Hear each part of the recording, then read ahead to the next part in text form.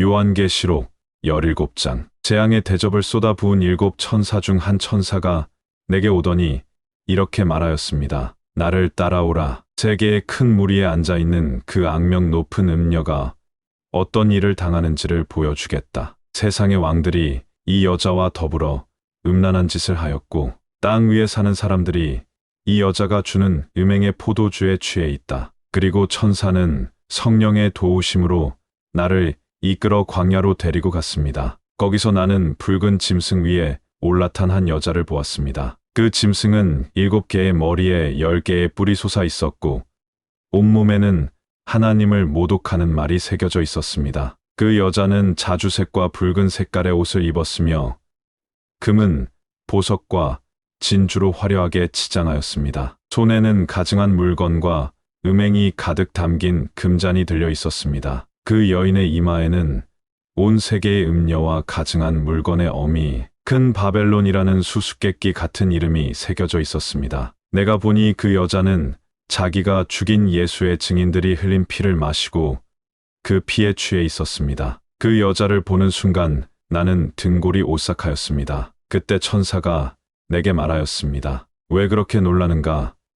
이 여자가 누구이며 또 이 여자를 태우고 다니는 짐승이 누구인지 내가 가르쳐 주겠다. 이 짐승은 전에는 살아 있었으나 지금은 죽었다. 그러나 곧 아비소스라는 밑없는 지옥 구덩이에서 올라와 영원한 멸망 속으로 달려갈 것이다. 이 세상이 시작되던 때부터 생명책에 이름이 기록되어 있지 않은 사람은 죽은 줄 알았던 그 짐승이 다시 나타난 것을 보고 놀라 까무러칠 것이다. 이제 잘 새겨들으라. 이 짐승에게 붙어있는 7개의 머리는 이 여자의 집이 있는 7개의 언덕 위에 건설된 어떤 도시를 뜻한다. 그것은 동시에 7왕을 뜻하기도 한다. 그 가운데 5왕은 이미 넘어졌고 6째 왕은 현재 다스리고 있으며 7째 왕은 아직 오지 않았다. 그러나 그의 통치 기간도 길지는 않을 것이다. 전에 한 번 죽었던 그 붉은 짐승은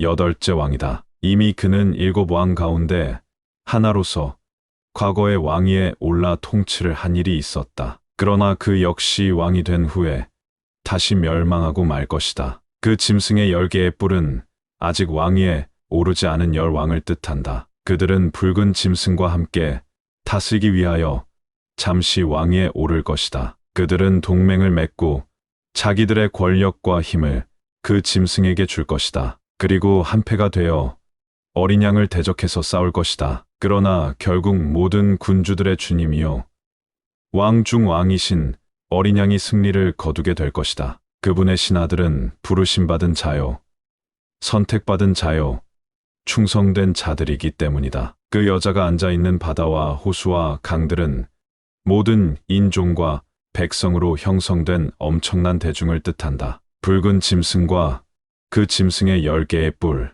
곧 장차 그 짐승과 함께 다스릴 10왕은 모두가 그 여인을 증오하여 덤벼들어 발가벗기고 불에 태워 죽일 것이다. 이 모든 일은 하나님께서 계획하신 바를 그들의 생각 속에 집어넣어 붉은 짐승에게 그들의 권력을 넘겨주는데 합의케 함으로써 결국 하나님의 말씀을 예정대로 다 이루어지게 할 것이다. 내가 환상 속에서 본 그 여인은 땅 위의 왕들을 지배하는 큰 도시를 가리키는 것이다.